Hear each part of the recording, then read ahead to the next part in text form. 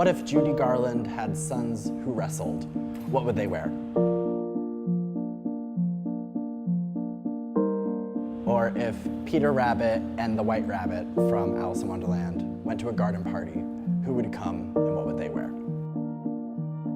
As a designer, it made me have to question dress all over again and what happens and who's allowed to wear certain garments. I'm Adam Dalton Blake. I'm a men's fashion designer. I'm Fred W. Mesidor. I'm a Haitian-American menswear designer, and I'm not your token. When you look throughout history in men's fashion, there used to be a time where men's fashion was the most expressive, was incredibly expressive, and men would walk out with heels and would have doublets and Renaissance garb and have brocades and colors and metallic fibers and would glitter as much as the women would. And I found it to be so much more interesting, so much more expressive. You could say so much more. I say maybe in 50 to 70 years, it's going to be a completely different ball game of maybe color will be the norm. Right now we're in like a sea of navies and grays, and then if we get excited, a maroon. But I don't know, maybe pink will be the new gray. That's what I hope at least. I like to see the world with like the saturation all the way up. So this collection, called Big League Chew, it was inspired by me growing up in a baseball-centric household, where everyone is completely different. My mother is loud Italian, my dad is quiet Vermont engineer, my brother's a jock, and I'm the art kid.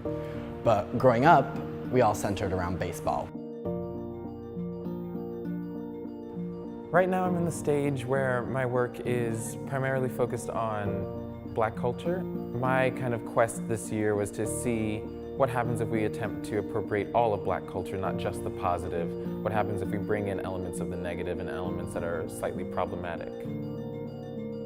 When you're going through the days, trying to deal with all the things that can be thrown at you when you identify as Black, I think the hypermasculinity is very much of a safeguard and a protective approach. For the runway show, I had my models carrying Skittles, Arizona iced tea, and loose cigarettes. The Skittles in Arizona were an obvious reference to Trayvon Martin. Those were the objects he was carrying when he was fatally killed. And as a designer, I found it extremely interesting because there was such a fascination on what he was wearing. People sometimes want to give any excuse to be like, this is too much, I don't know how to interpret this, I don't know how to talk about this. They're attracted to the colors, they're attracted to the glitter, they're attracted to the shapes, and then when they get up close, then they have to kind of navigate what they're actually looking at. I definitely want my clothes to be worn by somebody who wants to show the world that fashion is so much more than just thread and buttons and trims. That fashion, when you put it all together, it's impact and it's powerful. When I think of dandy, I think of a man who puts a lot of effort into what he looks like. You can make fun of him all day and he's never going to be embarrassed by that fact because he knows he looks good. And he had one mission, was to get seen and to get you talking about him. I designed for the man who's not afraid to be seen. He doesn't take himself too seriously, but he takes fashion very seriously. He loves fashion, loves art, loves color. Like you walk down the street and you want to know where he got his clothes. And he'll stop to tell you and then saunter away. I guess I sort of do design for a more modern dandy, less like top hat, gloves, and a cane, and more like sequins, fringe, and a good time.